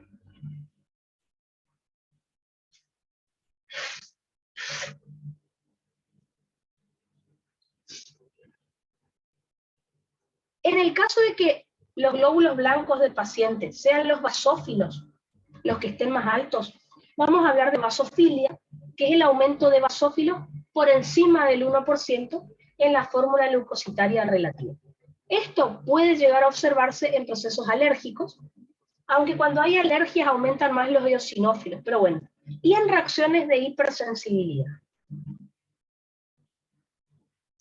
En el caso de que estén aumentados los eosinófilos en sangre, a esto le vamos a llamar eosinofilia, que es el aumento de los eosinófilos por encima del 4% en la fórmula leucocitaria relativa. Recuerden, lo más probable es que el paciente tenga una infección por parásitos, si tiene eosinofilia. O, por ejemplo, que sea asmático. Recuerden que en los pacientes asmáticos los eosinófilos aumentan mucho. ¿Así es? Entonces, si tiene aumentado los neutrófilos, pienso más en bacterias o hongos. Si tiene más aumentado los eosinófilos, pienso en parásitos. Si tiene aumentado los monocitos en sangre, le vamos a llamar monocitosis, que es el aumento de monocitos por encima del 8% en la fórmula leucocitaria relativa. Y ahí pienso más en una infección crónica. ¿Tá? Fíjense, los neutrófilos aumentan más en la aguda y los monocitos suelen aumentar más en la infección crónica. A esto le podrían sumar anticuerpos si quieren. ¿Se acuerdan? La IgM aumenta más en procesos agudos, la IgG más en infecciones crónicas, por ejemplo. No damos eso, pero se deben acordar por Bioki. Si son los linfocitos los que están aumentados en sangre, a esto le vamos a llamar linfocitosis, ¿tá? Que sería el aumento de linfocitos en sangre por encima del 35% de la fórmula leucocitaria relativa. ¿Tá? Por ejemplo, acá pensamos en infecciones por virus o en una enfermedad autoinmune. Eso me aumenta mucho los linfocitos en plasma. ¿Tá? Así que me acuerdo que al profe siempre le gusta preguntar lo de los parásitos, es una pregunta muy de él. Así que, aumento de neutrófilos puede ser por bacterias, que es lo más común, o por hongos, pero para que un paciente tenga infección por hongos, tiene que estar muy inmunodeprimido, si no, no suele tener. ¿Ah? Así que, es más por bacterias. Si es por parásitos, aumentan más los eosinófilos. Si es por virus, aumentan más los linfocitos. ¿Ah? Ahora, hay dos términos que son muy parecidos a leucocitosis, que son la hiperleucocitosis o reacción leucemoide y la leucemia, que en práctico por ahí la profesora Beligoy quiere que diferencien bien, ¿está? Entonces, cuando yo les hablé acá de leucocitosis, les dije que los glóbulos blancos aumentan por encima de 10.000. Bueno, en una infección hasta 30.000 van a aumentar, más de 30.000 no, o sea, aumentan por encima de 10.000, pero hasta 30.000, más que eso no. Ahora, si los glóbulos blancos aumentan demasiado, o sea, por encima de 30.000, puede ser que lo que tenga el paciente sea una hiperleucocitosis o también llamada reacción leucemoide, que es cuando los glóbulos blancos aumentan por encima de 30.000. Aparte de eso, suelen aparecer en sangre aumento de neutrófilos encallados, o sea, mayor porcentaje que el 3 al 5% que yo les di, pero no más inmaduro que eso. O sea, les muestro. Por ejemplo, en una reacción leucemoide pueden aumentar, por ejemplo, mucho los neutrófilos encallados, los desegmentados, pero más inmaduro que eso, o sea, metamielocito, mielocito, no vamos a encontrar en sangre habitualmente, ¿está? Solo para aclarar esa parte. ¿Cuáles pueden ser las causas de una reacción leucemoide? La hemorragia aguda, una infección aguda generalizada o una anemia hemolítica. ¿Ah? Puede ser que la médula ósea, para reponer, digamos, libere muchos glóbulos blancos a sangre y me da esta reacción leucemoide, que no es lo mismo que la leucemia. La leucemia es un cáncer de la sangre. Vamos a ver que los leucocitos están por encima de 70.000 en sangre. ¿Y cómo empiezo a sospechar que es leucemia? Porque aparecen blastos en sangre periférica. O sea, empiezan a aparecer células muy inmaduras que no tendrían que estar en sangre. Entonces, en una leucemia, en una persona sana, o con leucocitosis, o con reacción leucemoide, esto es lo que vamos a encontrar en sangre. Y nada más. Ahora, en un paciente con leucemia empiezo a encontrar estos: metamielocito, mielocitos, promielocitos, células muy inmaduras que no deberían estar en sangre, y por eso me hace sospechar que es una leucemia, ¿tá? Y ahí al paciente se le hace el estudio de médula ósea y bueno, sí se detecta que se le hace un mielograma, se llama, y se detecta que sí, que tiene un cáncer en la sangre y en la médula ósea, que es una leucemia, ¿tá? Así que la diferencia, aparte del número, es que en una reacción leucemoide, lo máximo de inmaduros son los neutrófilos encallados, que tienen que aparecer, pero no blastos. Ahora, más inmaduro que eso, si aparecen en sangre, ya me está haciendo pensar en una leucemia, ¿está? Así que, con eso, tema bastante cortito, glóbulos blancos, pero bueno, van a ver que el profe hace mucho hincapié en los otros elementos de la sangre que no los dieron en bioquímica. Así que con esto terminamos todo lo que ustedes tienen que saber de sangre. Así que les voy a mostrar ahora unos casitos de todo lo que estuvimos dando en sangre para que podamos practicar. ¿Ah? Y ahí sí, una vez que terminemos eso, podemos empezar con un tema nuevo que es cardio, que es un tema de segunda era, así que bueno. Así que vamos a mirar el PowerPoint que les preparé, así podemos repasar un poquitito.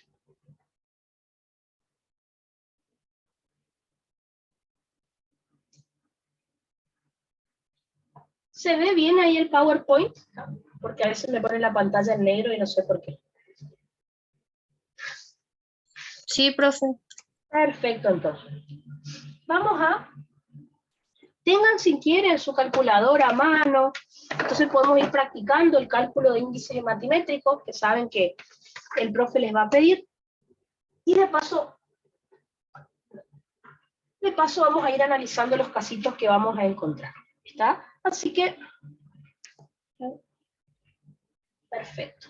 Entonces, vamos a comenzar a ver algunos casitos. Hay algunos de anemia, otros que son de hemostasia, otros que son de grupos bifactor, así que de todo un poco vamos a ir charlando. ¿Está? Entonces, comencemos. Vamos con el caso clínico número 1. ¿tá? Por más de que no reciban los valores de laboratorio todavía, pueden ir pensando en qué va a tener este paciente, ¿tá? Entonces, el caso clínico 1, fíjense que me dice, tenemos un hombre de 30 años de edad, ejecutivo de una empresa, consulta al médico generalista con un estado de pánico, debido a que en las últimas 2 semanas su materia fecal era intermitentemente negra, o sea, tenía melena. Sin embargo, él se siente saludable, aunque ha sentido un dolor quemante en el epigastrio en los últimos 2 años. ¿Les llama algo la atención de lo que leyeron ahí? Sin mirar los valores del laboratorio, ¿en qué están sospechando cuando les viene un paciente así a la consulta? ¿Qué puede llegar a tener el paciente? Fíjense que lo más raro que tiene ahí, lo más evidente es que tiene melena y después que le duele el estómago hace 2 años. ¿Qué sospechan? Perfecto. Thais me dice que sospecha hemorragia. ¿Qué tipo de hemorragia te parece, Thais? O cualquiera que quiera contestar. ¿Te parece que es una hemorragia aguda o te parece que es una hemorragia crónica? ¿Qué les parece?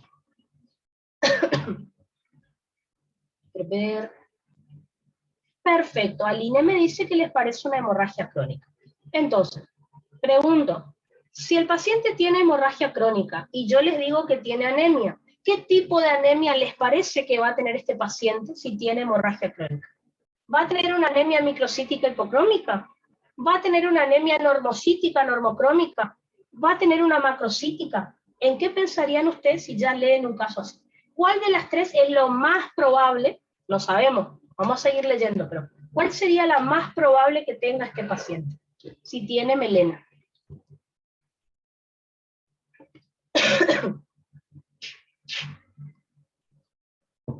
Recuerden que el paciente con hemorragia crónica lo más probable es que tenga una anemia ferropénica, o sea, microcítica hipocrómica. ¿Está? Eso leen el caso y es lo que van a pensar. Vamos a ver si tiene eso o no, no sabemos. ¿Está? A continuación dice que su situación desesperante ocurrió el día anterior a la noche, despertándose por un dolor abdominal. El dolor era aliviado por la ingesta de tabletas de carbonato de calcio, pero no tomaba otra medicación. En los últimos días también se sintió con falta de aire, o sea, con disnea, cuando subió las escaleras de su departamento en un primer piso. Ha estado muy estresado por su trabajo. Bebe alcohol de forma casual, pero fuma un paquete de cigarrillos por día. Fíjense, ustedes recién me dijeron que el paciente tiene hemorragia. ¿Qué le estará causando la hemorragia? ¿Dónde está la enfermedad del paciente? Recuerden que al tener melena, eso ya me está diciendo que la hemorragia viene por encima del ángulo de Treitz. Es una hemorragia digestiva alta. Así que la hemorragia vendrá de la boca, capaz de la boca, de la faringe, de la laringe, del estómago o de primera o segunda porción del duodeno. Fíjense que el paciente tiene dolor epigástrico, así que probablemente venga del estómago, el sangrado, ¿no es cierto?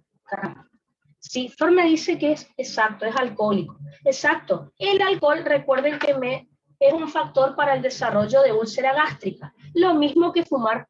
El paciente también fuma, toma. Encima tiene un trabajo estresante. Recuerden que el estrés me puede llevar a gastritis y luego a úlcera, por lo que estudiamos en digestivo. Así que bueno, son muchas cosas que me están dando a entender que, y fíjense, el paciente está, se cansa. Dice que el paciente se cansa cuando sube escaleras, se cansa mucho, ¿tá? O sea, le falta el aire. Se ve que ya está teniendo algunos signos y síntomas de anemia. Vamos a ver si tiene anemia, pero podría ser, ¿no es cierto? Perfecto, a ver qué otra cosita dice el caso. Dice, al examen físico, el médico lo notó muy pálido, más evidente en las conjuntivas de los ojos y con un llenado capilar lento en las uñas.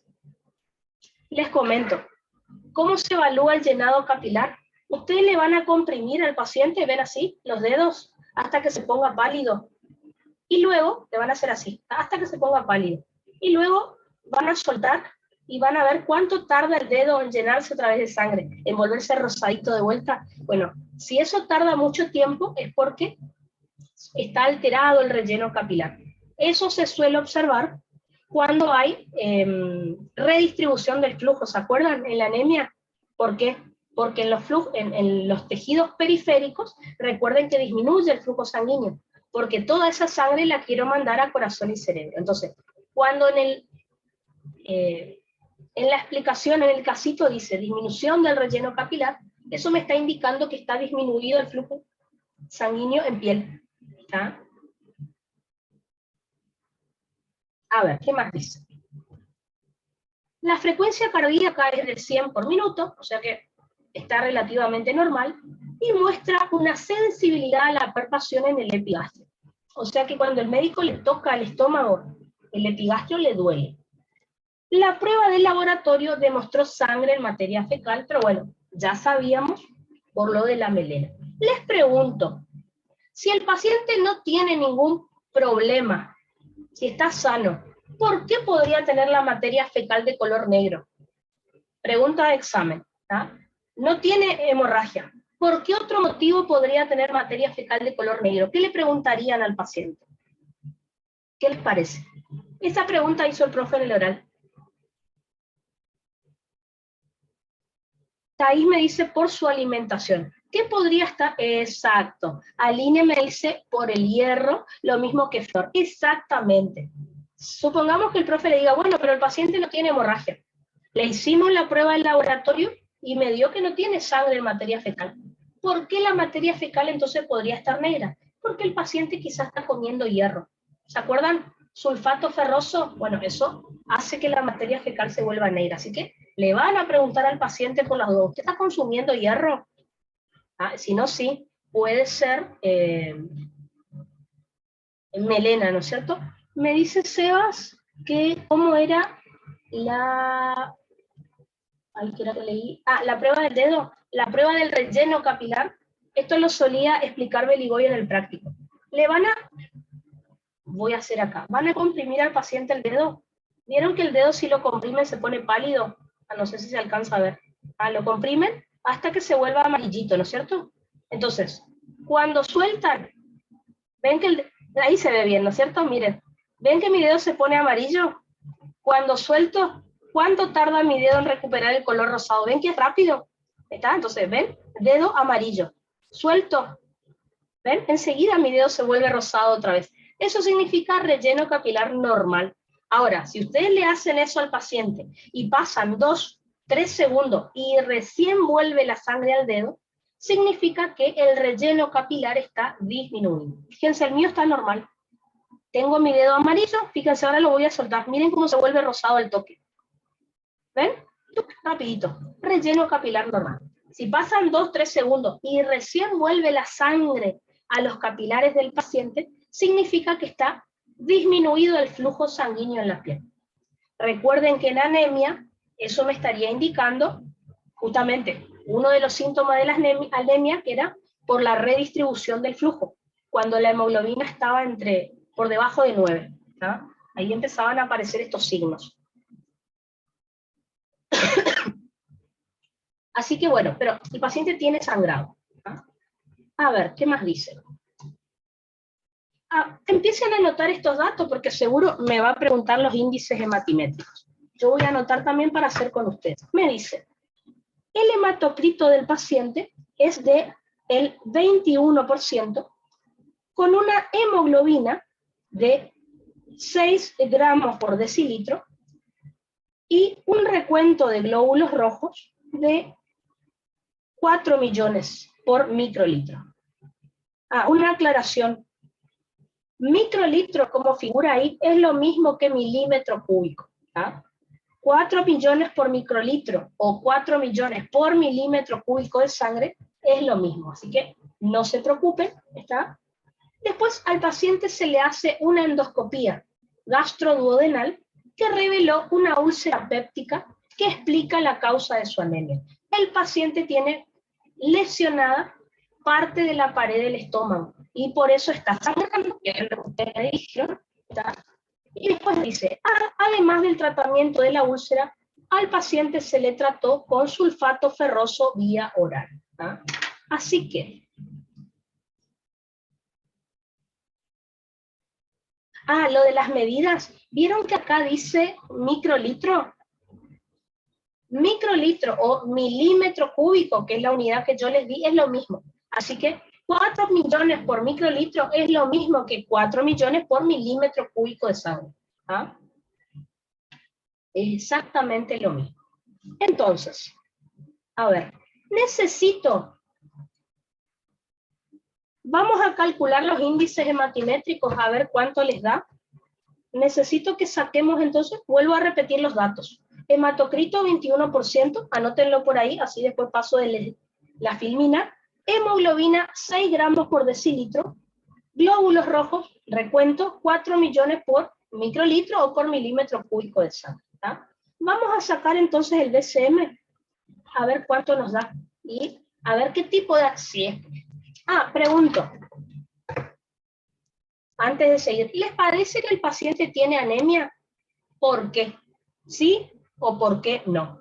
Según lo que les leí hasta ahora. ¿Tiene anemia este paciente? ¿Qué me contestarían a eso?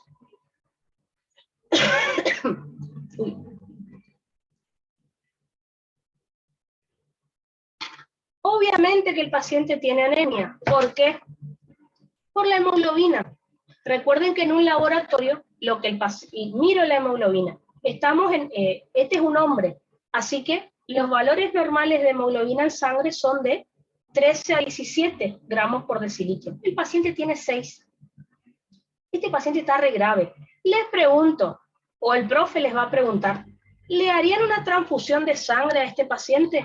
Sí, no y por qué. ¿Qué les parece? 6 gramos de hemoglobina tiene. ¿Lo van a transfundir? ¿Por qué sí? ¿Por qué no? Acuérdense qué criterio ustedes tenían que tomar para ver si lo transfundían o no. A ver, me dicen... Exacto, Thais me dice que sí, porque por abajo de 8 de hemoglobina es criterio de transfusión del paciente. Sí, este paciente está re grave. Con 6 de hemoglobina ya va a tener problemas hasta de oxigenación en el cerebro. Problemas cardíacos puede llegar a tener. Así que bueno, tiene anemia. ¿Qué tipo de anemia? Bueno, hagamos los cálculos a ver qué nos da. Entonces, vamos primero con el BCM. ¿Ah? Fíjense que el BCM, les recuerdo, se hacía de la siguiente manera. Hematocrito dividido el número de glóbulos rojos por 10. O sea, 21 dividido 4 por 10. ¿Cuánto les da eso?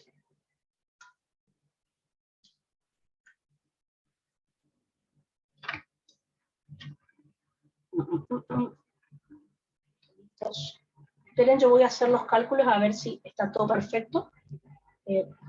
6, 10, el otro era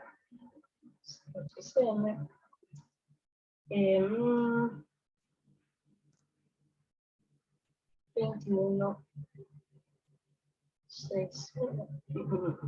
Perfecto. A ver, me dicen 52,5. Perfecto, perfecto. 52,5. Les dio a todos, perfecto. Ese va a ser mi BCM. Bueno, ¿cómo clasifico la anemia en ese caso? Si el BCM me dio 52,5 femtolitros. Recuerden que el valor normal del BCM era de 80 a 100 femtolitros. Así que esto me dio bajo. Eso me indica que la anemia es de tipo, obviamente está bajo, menor a 80. Eso me indica que el paciente tiene una anemia microcítica. Es decir, el glóbulo rojo tiene un tamaño menor al normal. ¿Ah? Vamos a hacer el cálculo ahora del HCM, a ver cuánto les da.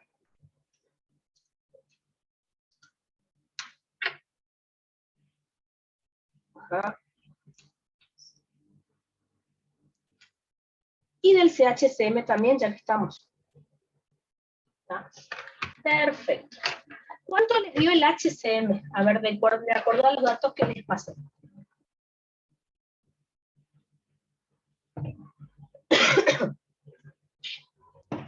Vamos a terminar de hacer este casito, después hacemos un recreito. Entonces, si ustedes se acuerdan, a repasar los cálculos. El HCM era hemoglobina dividido el número de glóbulos rojos por 10. O sea, según este caso, 6 dividido 4 por 10. ¿Está? Perfecto.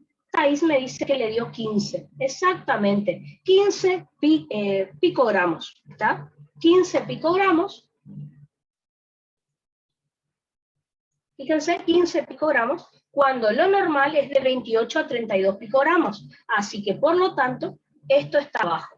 ¿Cómo clasificamos a la anemia en ese caso? Recuerden que si estamos por debajo de lo normal, la anemia del paciente es de tipo hipocrómica. Entonces, el paciente tiene anemia microcítica hipocrómica.